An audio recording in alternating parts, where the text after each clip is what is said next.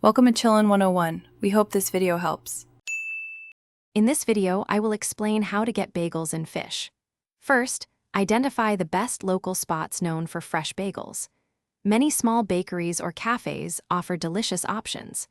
It's always a good idea to check their opening times online or by phone to avoid a wasted trip.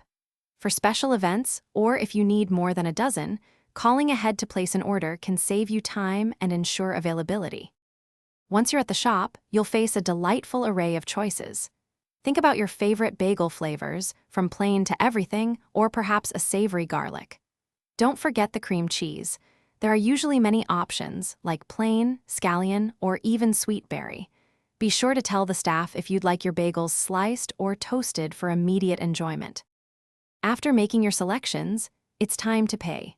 Most establishments accept both cash and major credit or debit cards. Before you head out, quickly double-check your order to make sure everything is correct, especially if you have a large or complex request. Some shops offer loyalty programs, so inquire if you can earn points or discounts on future bagel purchases. Now for the best part, enjoying your delicious bagels. They are best eaten fresh, perhaps with a hot cup of coffee.